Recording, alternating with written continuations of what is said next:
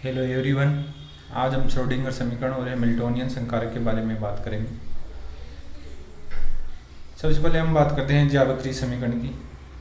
आपको पता है इलेक्ट्रॉन है वो द्वैत प्रकृति रखता है, अर्थात तरंग रूप और कण रूप दोनों तरह का व्यवहार करता है, प्रकाश की तरह ही। तो इलेक्ट्रॉन तरंग को हम एक तने हुए तार में उत्पन्न डोरी में उत्पन्न कंपन या के रूप में मान सकते हैं, जिससे अपरगामी तरंगें उत्पन्न होती है।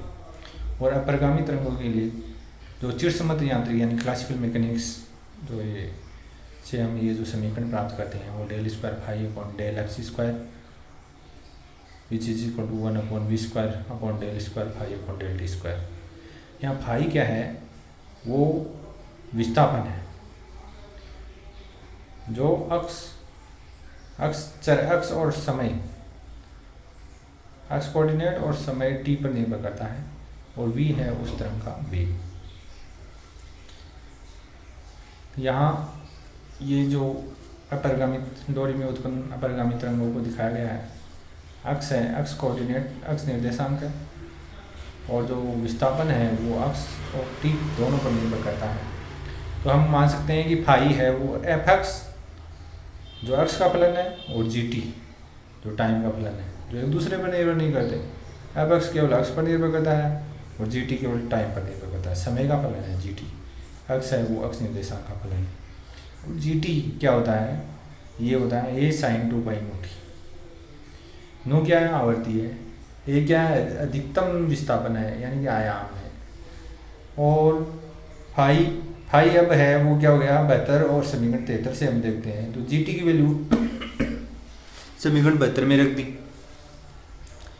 समीकरण 72 में हमने जी टी की वैल्यू रखी तो फाई बराबर आ गया एफ एक्स ए साइन 2 पाई नो टी।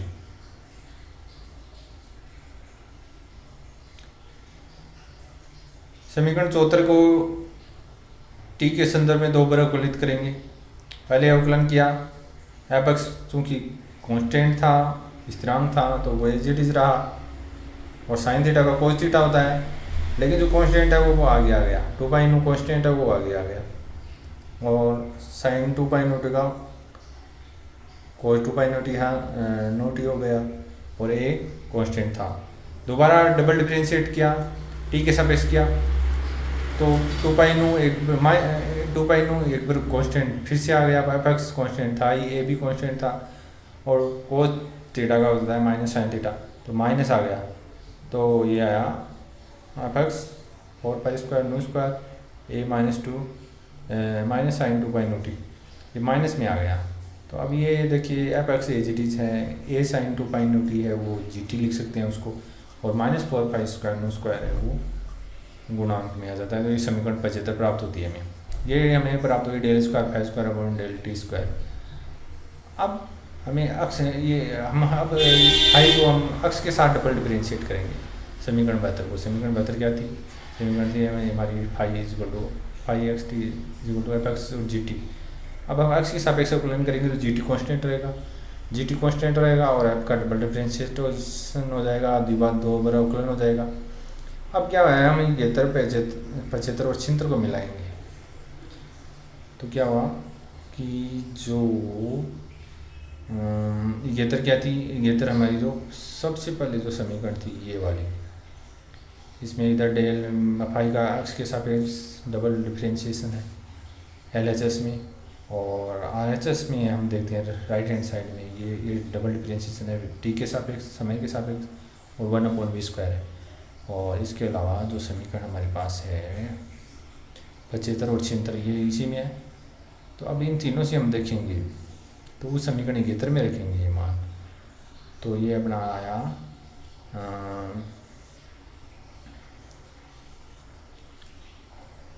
4 पाई,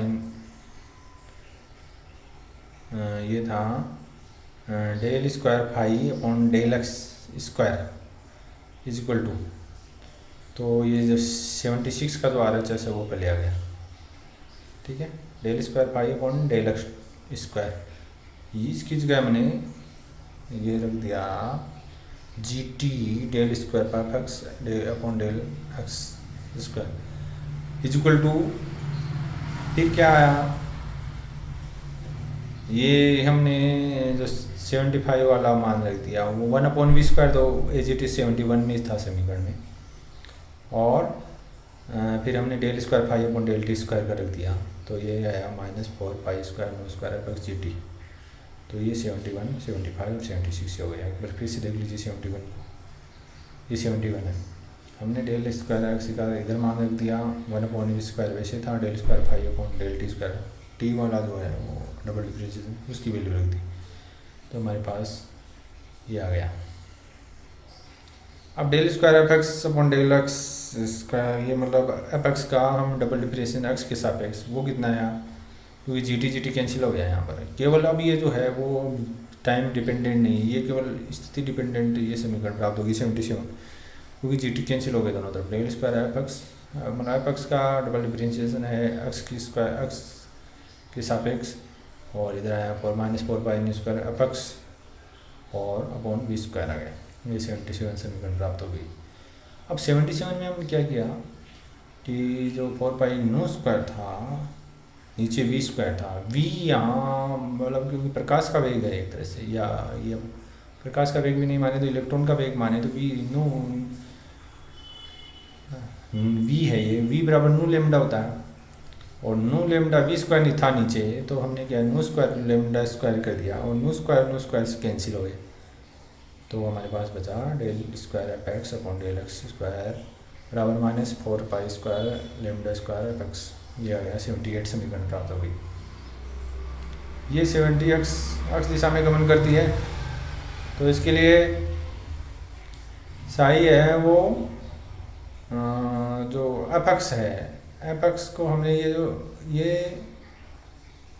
क्योंकि इलेक्ट्रॉन की जो गति होती है वो त्रिविम दिशा में होती है, तो इसको हम एक कैसा फलन माने, यहाँ पर तो केवल हमने अक्ष दिशा में ही माना था, यदि समीकरण तीनों दिशाओं में हो तो ये अक्ष का भी फलन होगा, वाई का भी फलन होगा, जेड का भी होगा, तो इसको हम अक्ष के सापेक्ष भी डबल डिफरेंशिएशन करेंगे, प्लस वाई के सापेक्ष भी करेंगे डबल डिफरेंशिएशन साई को, और फिर जेड के सापेक्ष भी करेंगे, और फिर जो -4π लेमडा 5π² अपॉन लेमडा स्क्वायर है एफ एक्स, वो भी इधर आ जाएगा, तो ये प्लस में हो जाएगा, माइनस में था, यदि लेफ्ट हैंड साइड में लाएंगे तो प्लस में हो जाएगा, +4π² upon lambda square psi is equal to 0 हो जाएगा। ये जो समीकरण है, ये जो ज्यावक्रीय समीकरण है, वो सभी प्रकार के कणों, इलेक्ट्रॉन, प्रोटॉन, परमाणु, प्रोटॉन आदि के लिए लागू होती है। ठीक है, अब श्रोडिंगर समीकरण की उत्पत्ति कैसे करेंगे, इसी जो ये जो लास्ट वाली जो समीकरण है 18 नंबर से, इसी से हम श्रोडिंगर समीकरण बनाएंगे। कैसे बनाएंगे, हम बात करते हैं कि इलेक्ट्रॉन की जो कुल ऊर्जा है वो जो होती है वो स्थितिज ऊर्जा और गतिज ऊर्जा का योग होती है। ठीक है, तो E बराबर ½ mv² है, E कुल ऊर्जा है उसकी, और ½ mv² गतिज ऊर्जा है, और स्थितिज ऊर्जा V है। V जैसे हम बात करें तो इलेक्ट्रॉन की वैसे -z² होता है, z उसका क्रमांक है, E इलेक्ट्रॉन का विष है, और R जो इलेक्ट्रॉन और नाभिक के बीच की दूरी है। अब गतिज ऊर्जा है, गतिज ऊर्जा को जैसे ½ mv² होता है, हम क्या करते हैं m और ऊपर से नीचे मल्टीप्लाई कर देते हैं दोनों, तो m² v² हो गया और नीचे m आ गया। अब m² v² ये हो गया एक तरह से p mv का स्क्वायर है, mv² क्या है, ये क्या है, p का स्क्वायर है। या दे ब्रोगली समीकरण में देखते हैं तो लेमडा है बराबर h/p होता है, h/mv भी होता है, और यहाँ से हम m² v² लें, यानी mv बराबर क्या हुआ, mv बराबर आया h/λ आया, और इसका स्क्वायर करेंगे तो m² v² का mv का जो स्क्वायर होगा वो हो जाएगा h²/λ² हो जाएगा, और ये मान हम उस गतिज ऊर्जा वाले समीकरण में रख देंगे m² v² की जगह। तो हम क्या करेंगे कि ये आ जाएगा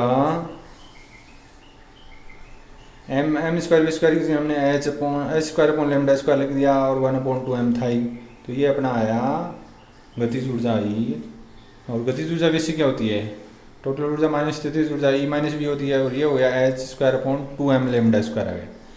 अब हमें λ² चाहिए, तो ये हो गया h²/2m E- v हर में आ गया, इधर आ गया, पक्षांतरण किया तो ये नीचे आ गया, अब ये जो लेमडा स्क्वायर की हम वो वैल्यू को जो लास्ट जो 80 समीकरण आई है उसमें रख देंगे। उसमें रखेंगे तो क्योंकि ये एच स्क्वायर अपॉन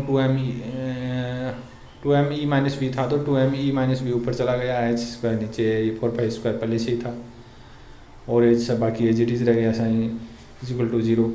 तो ये हमारे पास समीकरण आ गई 84। ये क्या है, del square psi upon del x square del square sine psi का वाई के सापेक्ष डबल डिफरेंशिएशन प्लस साई का जेड के सापेक्ष डबल डिफरेंशिएशन है, plus 8 square m e minus v upon h square psi is equal to 0। ये जो समीकरण है वो केवल समय पर निर्भर नहीं करती, ये समय अनाश्रित समीकरण कहते हैं इसको। और ये श्रोडिंगर की जो समीकरण है वो तरंग यांत्रिकी वेव मैकेनिक्स का महत्वपूर्ण आधार स्तंभ है। और इसको जो पहले वाला जो टर्म है यदि इनमें ये कॉमन लें तो ये del square upon del x square plus del square upon del y square del square upon del z square, ये ब्रैकेट साई जो ये जो पहले वाला टर्म है इसको डेल स्क्वायर लिख सकते हैं, और इसको del square psi plus 8 square m e minus v psi upon h square is equal to 0। ये डेल स्क्वायर है, इसको हम लाप्लासियन सब संकारक भी बोलते हैं। फिर हम बात करते हैं हैमिल्टोनियन ऑपरेटर। तो ये जो हमारी श्रोडिंगर समीकरण थी वो क्या थी, डेल स्क्वायर साई, और यहाँ हमने क्या किया 8 square m upon h square e minus v psi, जो कि ये इधर प्लस में था फिर 0 था तो इधर पक्षांतरण किया तो ये माइनस में आ गया। अब क्या है कि इसमें हम केवल ये ई राइट हैंड साइड में ई माइनस वी ब्रैकेट में और फिर साई इसी को रखेंगे, इधर ले आएंगे h square upon 8 square m को, तो ये हो जाएगा माइनस में आएगा minus h square upon 8 square m del square psi. और फिर हम केवल उधर ई साई रखते हैं तो इधर वी साई प्लस में आ जाएगा, और फिर साई कॉमन ले लिया minus h square upon 8 square m del square plus v और फिर साई और ई साई। ये क्या है, टोटल ऊर्जा है ना। साई क्या है, तरंग फलन है, और ये जो ब्रैकेट वाली जो राशि है उसको हम एच से लिखते हैं और इसी को हम हैमिल्टोनियन ऑपरेटर बोलते हैं। हैमिल्टोनियन ऑपरेटर का क्या मान होता है, इसका मान होता है minus h square upon 8 square m del square plus v. अतः उपरोक्त समीकरण से किसी एम द्रव्यमान वाले कण की कुल ऊर्जा हैमिल्टोनियन कहलाती है, उसे एच से व्यक्त करते हैं। और कई बार एच स्क्वायर की जगह एच बार स्क्वायर लिखा मिल सकता है। तो एच बार का मतलब होता है एच अपॉन 2 पाई, तो H bar square upon 4 pi square की जगह हमें H square upon 4 pi square की जगह हम एच बार स्क्वायर लिख सकते हैं। तो बच गया क्या, h bar square upon 2m del square plus v. ये जो है हमारा हैमिल्टोनियन ऑपरेटर है। तो आज का वीडियो में हम इतना ही, और यदि वीडियो आपको अच्छा लगता है तो लाइक कीजिएगा, और यदि आपको कोई समस्या या कोई इससे संबंधित कोई प्रश्न पूछना हो तो आप कमेंट बॉक्स में पूछ सकते हो। धन्यवाद।